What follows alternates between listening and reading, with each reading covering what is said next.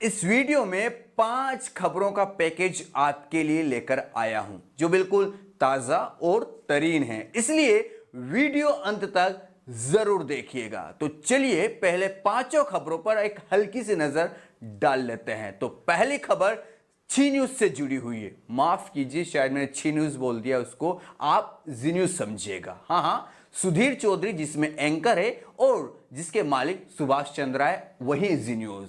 जी news के बारे में ऐसी खबरें सोशल मीडिया पर चल रही है कि आने वाले समय में यह चैनल बिकने वाला है और इसको खरीदने वाले हैं अडानी बंधु। हाँ, मोदी जी के मित्र। अब इस खबर में कितनी सच्चाई है कितनी नहीं है, इसके बारे में हम आगे आपसे डिटेल में बात करेंगे। दूसरी खबर एनडीटीवी से जुड़ी हुई है। हाँ, एनडीटीवी के बारे में भी सोशल मीडिया पर कुछ इसी तरह की बातें चल रही है कि आने वाले वक्त में यानी कि बहुत जल्द एनडीटीवी भी बिकने वाला है। अब एनडीटीवी बिक जाएगा तो रवीश कुमार के प्राइम टाइम का क्या होगा और एनडीटीवी के नए मालिक कौन होंगे, इस पर भी हम डिटेल में बात करेंगे।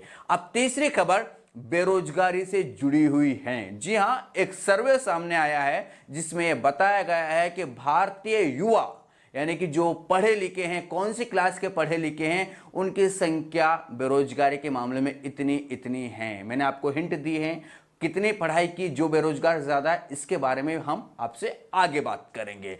अब चौथी खबर जो है वो पंजाब के नए नवेले सीएम से जुड़ी हुई है, उनके बारे में भी हम बात करेंगे। और पांचवी खबर आपके खाने के तेल से जुड़ी हुई है। जी हां, सरकार ने एक नियम बनाया है जिससे कहीं ना कहीं बहुत सारे लोग प्रभावित होंगे, आप भी शायद प्रभावित हो सकते हैं, इस पर भी हम डिटेल से बात करेंगे। तो चलिए पहले बात कर लेते हैं पहली खबर पर जो जी न्यूज से जुड़ी हुई है। तो दरअसल सोशल मीडिया पर कई सारी पोस्टें आपको लेटेस्ट ऐसी नजर आ जाएगी जिसमें लिखा जा रहा है कि जी न्यूज बिक चुका है और उसको खरीदा है अडानी ग्रुप ने, यानी कि अडानी ग्रुप अब जी न्यूज के मालिक हो चुके हैं। ऐसी खबरें मेरे सामने आती रहती है, लेकिन एक जब मैंने खबर देखी, फेसबुक पर एक स्क्रीनशॉट देखा, वो भी जाने माने पत्रकार और पूर्व विजय शंकर सिंह का। जी हां, विजय शंकर सिंह जी जो हैं वो यूपी के रहने वाले हैं और देश के बड़े बड़े अखबारों में आर्टिकल लिखते रहते हैं। उन्होंने ट्विटर पर कुछ इसी तरह की बात लिखी थी कि ऐसा सुनने में आया है कि जी न्यूज बिक चुका है और उसको अडानी ने खरीदा है। इसमें कितनी सच्चाई है, और उसी ट्विटर के स्क्रीनशॉट वहां से लिया और उन्होंने फेसबुक पर पोस्ट कर दिया। तो लोगों ने कहा है कि हाँ ये बात सही है, कुछ ने कहा कि जानकारी नहीं है, लेकिन विजय शंकर सिंह ने अगर ये लिखा है तो कहीं ना कहीं दाल में काला नजर आ रहा है। दाल में काले का मतलब ये है कि जी न्यूज बिक सकता है। फिर मैंने अपने हिसाब से गूगल करना शुरू किया कि मैं सच्चाई तो पता करूं क्या वाकई में जी न्यूज को अडानी बंधु खरीदने वाले हैं। तो मुझे कुछ ज्यादा जानकारी नहीं मिली। हाँ, भड़ास फॉर मीडिया पर एक खबर इससे जुड़ी हुई लेटेस्ट मिली। उसमें लिखा गया है कि जी न्यूज सहित कई न्यूज चैनलों को संचालित करने वाली कंपनी जी मीडिया का बड़ा हिस्सा बेच रही है। जी हाँ, जी न्यूज को भी यही कंपनी कहीं ना कहीं हैंडल करती है, इसको संचालित करती है। उस कंपनी का नाम है मिलाओ उक्स media and entertainment private limited ने यह घोषणा की है कि मुंबई स्टॉक एक्सचेंज को सूचित करते हुए बताया है कि वो दरअसल जी मीडिया के लगभग 15.5 करोड़ शेयर स्क्वायर करने का फैसला ले रही हैं। यानी कि मैंने जब ये पढ़ा कि स्क्वायर क्या होता है तो ऐसी जानकारी निकलकर सामने आई कि दरअसल आपने अगर 500 रुपए में कोई शेयर खरीदा और उसको 550 में बेच दिया तो उसको स्क्वायर शेयर करना कहा जाता है, जहां तक मैंने पढ़ा है। हो सकता है कुछ फेरबदल हो, लेकिन हाँ इस तरह की जानकारी भड़ास फॉर मीडिया पर मुझे मिली हैं। साथ में उस पर बहुत सारी जानकारियाँ ये भी निकल कर सामने आई थी कि जो पुनीत गोयनका है, जो दरअसल कहीं ना कहीं चला रहे हैं जी न्यूज़ को, कहीं ना कहीं संभाल रहे हैं, उनको हटाने की मांग हो रही थी और जी न्यूज़ के शेयर जो है वो ऊपर जा रहे थे, काफ़ी अच्छा उछाल आ रहा था। लेकिन ये जो कंपनी है मिलाओ उक्स media and entertainment private limited ने ये फैसला कर लिया है कि हम जी मीडिया के कहीं ना कहीं शेयर को स्क्वायर करने जा रहे हैं, यानी कि बेचने जा रहे हैं। अब इस शेयरों को कौन खरीद रहा है, किसने खरीदने का ऐलान किया है, इस बारे में कोई डिटेल नहीं मिली है। यानी कि कहीं ना कहीं विजय शंकर सिंह की जो पोस्ट है उसमें थोड़ी बहुत अब सच्चाई नजर आ रही है। और वैसे भी जो जी न्यूज़ के मालिक है सुभाष चंद्रा, उनकी हालत खराब चल रही है। हालत खराब का मतलब आर्थिक तौर पर कहीं ना कहीं वो डाउनडोल स्थिति में है। तो हो सकता है कि आने वाले समय में जी न्यूज़ बिक जाए, और बिक गया तो वही होगा जैसे अंबानी का चैनल है न्यूज़ 18, किस तरह से आप सभी को पता है वहाँ पर आता है अमीश देवगन और किस तरह से नफरत फैलाता है, कुछ उसी तरह से सब कुछ होगा, बताने की ज़रूरत नहीं है। तो पहली खबर ये जी न्यूज़ से जुड़ी हुई थी, इसमें मुझे 50% अभी सच्चाई नजर आ रही है। जल्द 1 2 3 4 दिन में या 5 दिन में 8 दिन के भीतर भीतर बिल्कुल ऐलान भी हो जाएगा कि हाँ अडानी ने खरीदा है या नहीं खरीदा, या फिर इस तरह की जानकारी फेक है। लेकिन ये जो मैंने बताया कि ये जो उसको संचालित करने वाली कंपनी है ये अपने शेयर को स्क्वायर कर रही है, बेचने का फैसला किया, ये बात जरूर सच है। चलिए अब बात कर लेते हैं एनडीटीवी की। ये हमने पहली खबर कंप्लीट कर ली। एनडीटीवी के बारे में भी जब इस तरह की जानकारियां निकलकर सामने आती है कि बिक रही है, इसको दरअसल जो है वो फलाना खरीद रहा है, ठिकाना खरीद रहा है, कुछ लोग कहते हैं कि जो अमित शाह है वो इसको लेने की बात कर रहे हैं, कहीं ना कहीं उनके जो परिचित है वो इसको खरीद रहे हैं। लेकिन दरअसल जैसे ही मैंने विजय शंकर सिंह की ये पोस्ट पढ़ी थी कि जी न्यूज़ बिक रहा है, इसके नीचे बहुत सारे लोगों ने लिखा है और अच्छे पढ़े लिखे लोगों ने लिखा है कि ऐसी खबरें एनडीटीवी के बारे में आ रही है कि एनडीटीवी बिकने वाला है।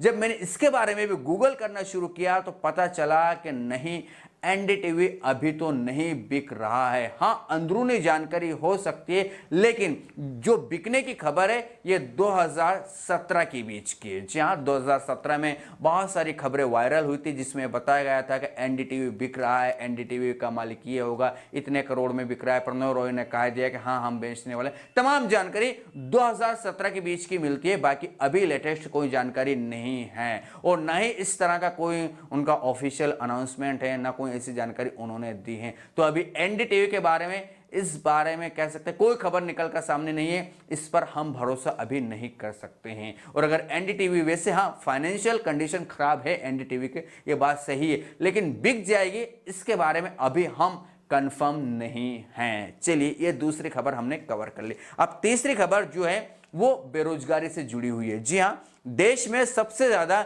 ग्रेजुएट, हाँ जिन्होंने फाइनल कर रखी है वो बेरोजगार हैं। श्रम बल सर्वेक्षण में खुलासा हुआ है जिसमें बताया गया है कि देश में सबसे ज्यादा बेरोजगारों की संख्या जो है वो ग्रेजुएट पास आउट कर चुके लोगों की है, बच्चों की हैं।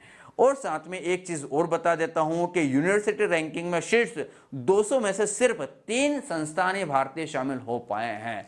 तो इस तरह से देश में बेरोजगारी बढ़ रही है। इस तरह से देश में जो जिन्होंने ग्रेजुएशन कर रखा है उनकी बैंड बजी पड़ी है, यानी कि सबसे बेरोजगारों की फौज में जो अव्वल आ रहे हैं वो ग्रेजुएशन करने वाले ही आ रहे हैं। और आने वाले समय में बेरोजगारी बढ़ेगी, ये बात आज आप नोट करके रख सकते हो।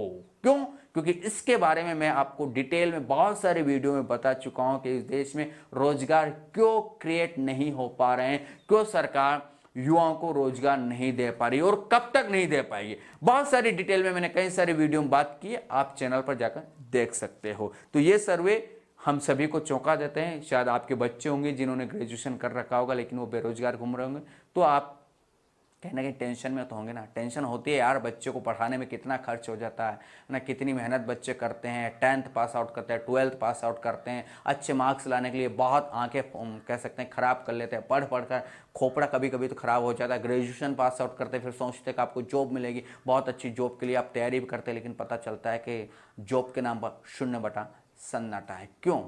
क्योंकि राष्ट्रवाद जरूरी है, रोजगार नहीं। और अगर रोजगार जिस दिन जरूरी होगा उस दिन राष्ट्रवाद वालों की हवा निकल जाएगी, उन्हें रोजगार देना ही पड़ेगा। लेकिन वो जानते हैं कि हम रोजगार को जरूरी नहीं मानते हैं। हमारे लिए वोट पाने के लिए, सत्ता में आने के लिए राष्ट्रवाद जरूरी है, जय श्री राम जरूरी है, राम मंदिर जरूरी है। इसलिए वो लोग जॉब पर फोकस नहीं करते हैं, ये आपको समझना होगा। चलिए उसके बाद चौथी खबर है जो पंजाब में कैप्टन अमरिंदर सिंह का इस्तीफा हुआ नहीं है, इनसे ले लिया गया है। दरअसल किसानों के विरोध में इन्होंने जो बातें बोली थी, अडानी अंबानी के समर्थन में इन्होंने जो बातें बोली थी, कहीं ना कहीं इसका खामियाजा इन्हें भुगतना पड़ा है। नए जो सीएम बनाए गए हैं वो दलित चेहरा है, चरणजीत सिंह चन्नी, जिनको कहीं ना कहीं मुख्यमंत्री का पद दिया गया है। और पंजाब में तकरीबन 32% कहीं ना कहीं जो है वो दलित समाज हैं, और दलित लोग आपको पता है कहीं ना कहीं आने वाले वक्त में कांग्रेस को सपोर्ट कर सकते हैं, इसीलिए कहीं ना कहीं कांग्रेस ने ये गेम खेला है। वैसे बीजेपी वाले बातें करते हैं, आम आदमी वाले बातें कर रहे थे कि हम पंजाब में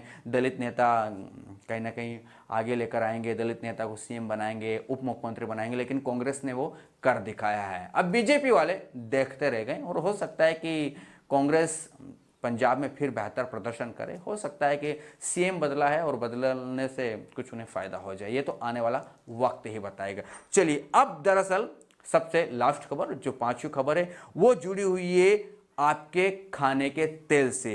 अब सिर्फ कंपनी का ही खाद्य तेल बिकेगा, वो भी पैकिंग वाला, ये सरकार ने ऐलान किया है। यानी कि जो खुले में तेल बिकता था ना, यानी कि कोई गरीब व्यक्ति पाव भर तेल लेके आ गया, थोड़ा सा तेल लेके आ गया, कम भाव में मिल जाता था, लेकिन अब वो तेल नहीं मिलेगा, ओनली पैकिंग वाला बिकेगा, और वो भी कंपनी का ही बिकेगा। यानी कि अगर खुले में तेल बिना कंपनी का होता था, कुछ भी आप जाते दे देते थे, लेकिन अब आपको पैकिंग वाला तेल ही बिकने को मिलेगा। अब वो हो सकता है कि ये जो कंपनियां हैं वो जो पहले खुला तेल बेचती थी वो छोटे छोटे पैकेट बना दे, लेकिन कॉस्ट तो बढ़ेगी। जो मजदूर गरीब आदमी इस तरह के तेल खरीदते तो उनके लिए तो मुसीबत का सामना उन्हें करना पड़ेगा। और अगर किसी ने उल्लंघन किया, खुला तेल बेचा, तो ऐसा बताते हैं 10 लाख का जुर्माना, साथ में ही कुछ समय के लिए जेल भी हो सकती है। और तेल के खेल में कौन माहिर है इस देश में, आप मुझे कमेंट सेक्शन में जरूर बताना। ये था छोटा सा वीडियो, बड़ा हो गया, माफ कीजिए। कैसा लगा जरूर बताएं। जानकारी पसंद आए चैनल को सब्सक्राइब करते रहना, वीडियो को लाइक करते रहना और इसको शेयर करते रहना। फिर मिलेंगे किसी नए वीडियो में, तब तक के लिए आपके दोस्त को दीजिए इजाजत। नमस्कार।